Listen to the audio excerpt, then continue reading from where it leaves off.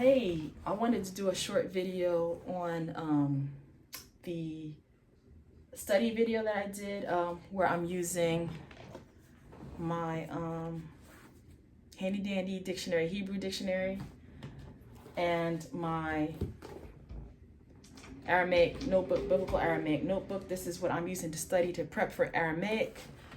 Yikes, knock that over. This is what I'm using to study for biblical Aramaic. This is what I'm using to help me out with biblical Hebrew when I need words from the dictionary. I find when you do it this way versus Google, you'll learn more words and you'll get more familiar with the shoresh, the three-letter root. And as far as biblical Hebrew, this is what I'm using for studying biblical Hebrew. Also, the class that I'll be taking in the Jewish Theological Seminary come September this year, 2024, I'll be using, that class is being taught. I'm applying for a biblical Hebrew certificate. So it's a 2-year program, and this will be the book that we're using in that class as well. But I was referred this book for biblical Hebrew, and it's an excellent book for teaching Hebrew to English speakers. You can learn Hebrew from a person that's from Israel, like they're from the land of Israel. And if they're not a native English speaker, they won't know how to relate concepts to you. There's things in Hebrew that they have that we don't have, and there's things in English that we have that Hebrew doesn't have. So you really do want someone, and that's what this one too. They're both taught by English speakers, so they know how to tell you, we don't have this word, so you can't translate it in English. So say it like this or whatever. Pronounce it like that, or things of this nature. So I find when it comes to learning the language, it's really nice to have be taught by a native English speaker. Okay, so that being said, I'm prepping to start this course. It's July. I'm prepping to start this course in September, so that's why you'll see all the shorts and all the videos and things. That's me prepping.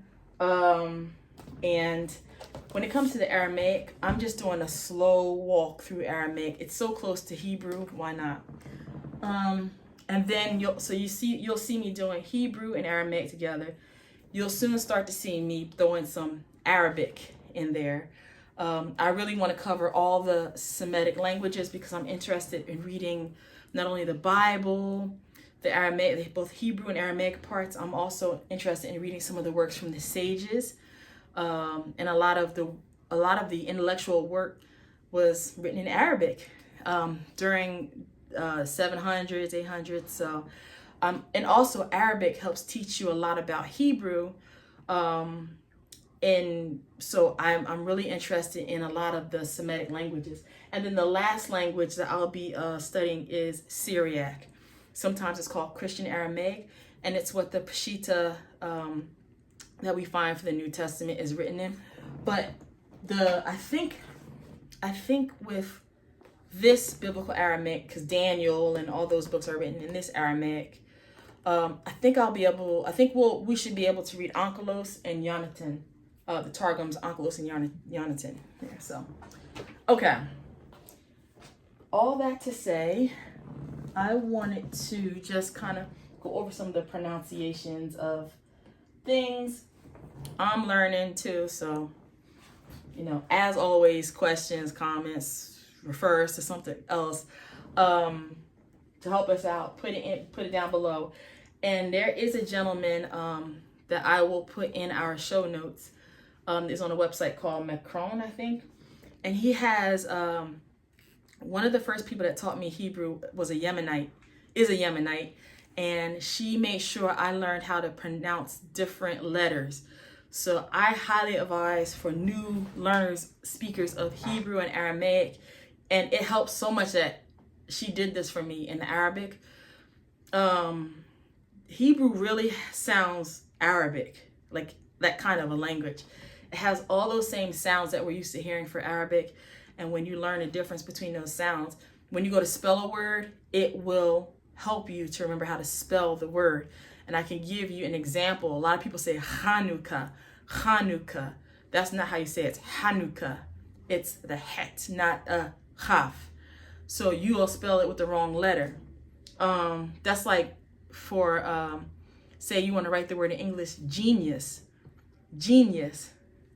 You spell it with a J. It's something like that. Somebody will be like, I see what you're saying, but that's not how you spell it. Another one is we use the word shiur, and we might say shiur. Oh, we had a wonderful shiur, a lesson today. Wonderful shiur about Moses. But the word is shiur, shiur, there's ayin in there, not an aleph. So you might spell shiur with an aleph instead of an ayin. So things of this nature, it really helps you to spell things properly. Okay, all that being said, let's get into it. We just have a few things I wanted to go over. So this is for part 1. So let's go over our vowels. So we're going to use the aleph for our vowel placeholder.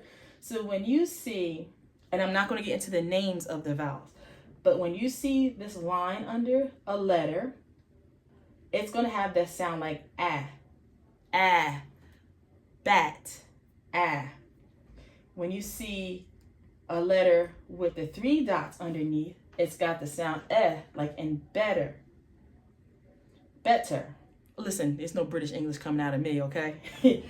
When you have the 3 dots with the schwa, the 2 dots here, so you got the 5 dots total, it's amuse. What's the difference? Bat, amuse. Okay, when you've got this, like a little T at the bottom, it's a O class, so it's ba, idle. So you have I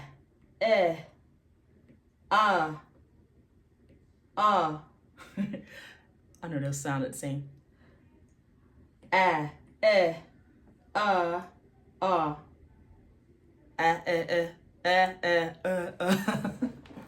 Bottle. Amuse.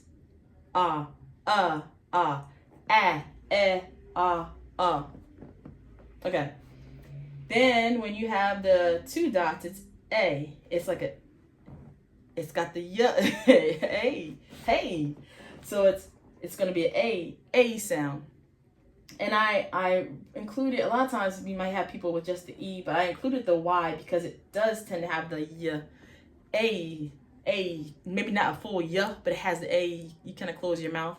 They, and when you have the 1 dot under, it's the I sound, bitter. There are some exceptions, and we'll get into that. But I just wanted to go over this vowel set before we go over these words. Bat, better, amuse, bottle, they, a, bitter, I. Okay? And now let's look at some of these words. So because I've been in Hebrew for a while, so like I said, I just wanted to incorporate some Aramaic, so I wanted to see what the difference was. So we have here father, ancestor, or ancestor. In Hebrew, it's av, bat, av, and it's also av in Aramaic. Avraham, av, pure K, avot. So it's that bat, it's more right? Okay, then we have here the word for stone. It's exactly the same. So you can see the similarities. Now, if I understand correctly, Hebrew is a language of creation. All languages are going to come out of that. So Hebrew would be the father, the av, and Aramaic would be the yeled. And even Arabic comes from Aramaic. So if Hebrew is the av and Aramaic is the yeled, the Arabic will be the yeled of the yeled, the child. Okay. So here's stone. And remember, so we have an aleph, a bet, and a nun sofit. So we have the vowel sound. We have the bet, b sound. But remember, There's different dialects. The dialect that we're learning here, when you have a bet in the middle, it becomes a v. But there's some dialects where they keep the bet as a bet. So even Av would have been Abraham, Ibrahim. So in Arabic, it's Ibrahim, because the Av doesn't change shape. There is no V sound. So this is a dialect that we're learning, where the bet at the bottom or the middle changes from a B to a V.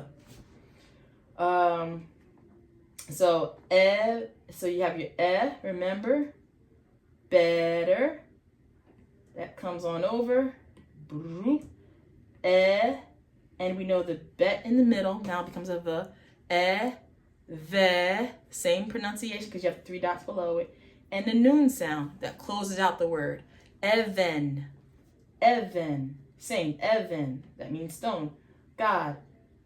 Okay, we have the 2 dots. What's the 2 dots? Let's see. A, okay. A. And this is a lamed. El, God, El. So you might have heard L.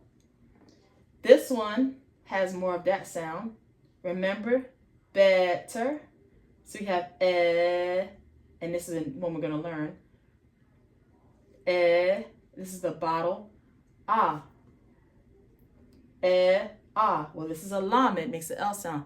Ella. That's how you say that in Aramaic. Ella. El. God. Ella. I couldn't figure out what the cubit was in Hebrew, but in Aramaic, okay, so we have our bat and our bottle. So a. And this is a mem. So it's going to make the m sound like mama. So we have bat,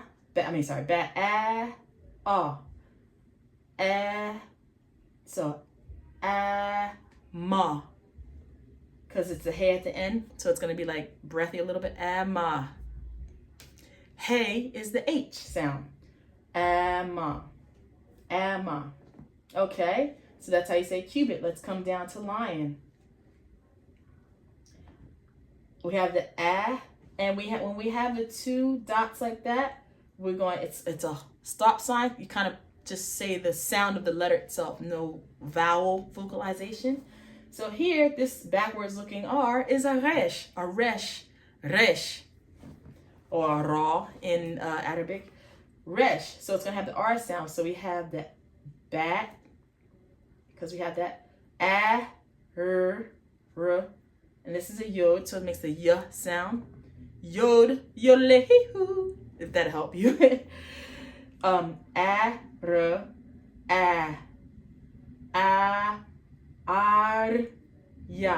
Arya. You can put the R wherever you want to. If you have a German background, you can put R. If you have whatever, Arya. Now in Aramaic, they have a yay. Remember, this is like they. So we're going to say, instead of arya, bat, arya, we're going to say as in bat, aryay. Remember that H is a little breathy. And then we have, I don't want to make this too long. Then we have our sound here, bitter, So we have let's see, there we go.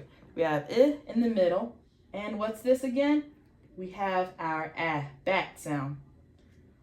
That's the bet. So it's going to be, and when it's got a dot in the middle, it's the strongest version of that sound.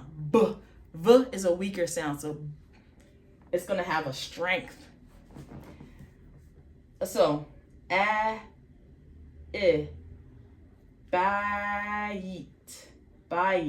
bite. Now it's a yod, and that has the y sound built into it, so it kind of changes a little bit, bite, but it's how you say house. And guess what? It's the same way, bite.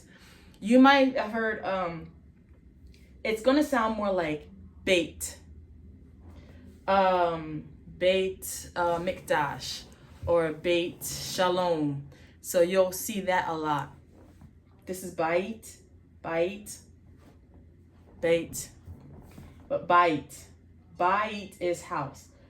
And when it goes Bait, it's usually house of, but a house is Bait.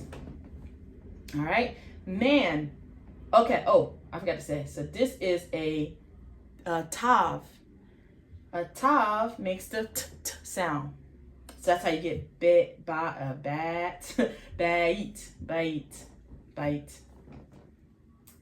Okay, here we have man, and it's the same letters, but just different pronunciation. So this is a gimel, g. This is a bet, but in the middle becomes a v, and this is a resh, which we know. So we have a g, b, r sound. So now let's put the vowels on it. This is the bottle sound, so ga. And this is the better sound, ve, gaver, gaver. Man. Now in Aramaic, this is just the sound of the letter itself, no vowel. And we have bat. So g, ver, gaver. So gaver to gvar, bat, gvar. You don't have to be so strict with it. Gvar. It's just is going to be different from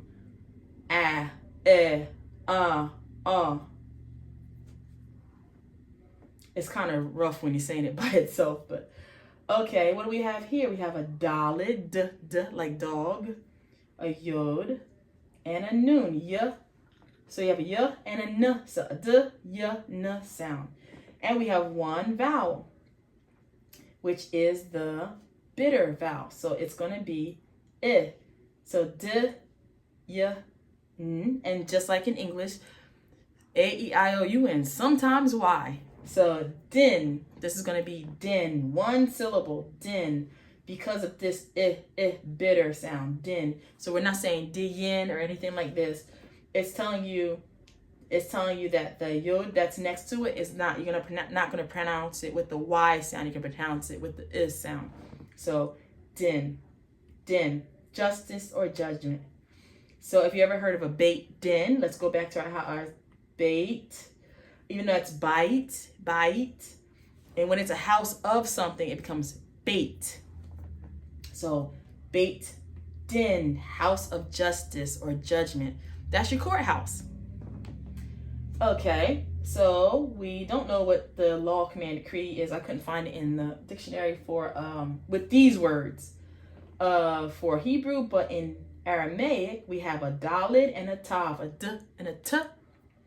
And we have our bottle vowel, so ah. So we're going to have, it's one syllable, dot. That means law, command, decree, dot. Now we have a palace or a temple. Okay, so your H, your head should look like that. I don't like that, so I'll write like this. But it really should look like that when we're doing our Hebrew script. So we have our H here, H. We have a yod. So it's have a h sound, a y sound, a chav sound, and a lamed, hayachala. Okay? Now let's put the vowels on the hey. So we have the two dots at the A, like they. So it's indicating what kind of sound that yod is going to make. Is it going to make, now this one you don't have the is sound, you have the A sound. So it's hey, chal. With the bottle, hey, chal. And you can kind of see wherever there's a vowel, that's going to be, so this is going to be a syllable and that's going to be a syllable. Hey, chal. Now in Aramaic, it's hey, chal. Not hey, chal, hey, chal. You see the difference? Chal, bat, more flat, And the T looking one is more open. Chal, hey, chal. Hey, chal. And when you're doing the chaf, like bach, that kind of sound. Hey, chal. Hey, chal. Hey, chal. Hey, chal. Okay, so that's the difference there. That's another way to say palace or small temple. small t temple. And that's our word list. And I'll do this again for the second part. I forgot to include that page that I had with the words on there and the I gotta look over here. The words on there. That's gonna be, if you go to the notes, the show notes, you'll be able to click on a link that's gonna send you to a PDF so you can practice your words and your vowels and your letters. So look for that in the notes. I'll try to do more of that. If you like that, please let me know the things that'll help you. But you gotta practice every day, at least 15 minutes a day. Just review your Hebrew. You have to. It's a daily task, but you could do it. Talk to you later.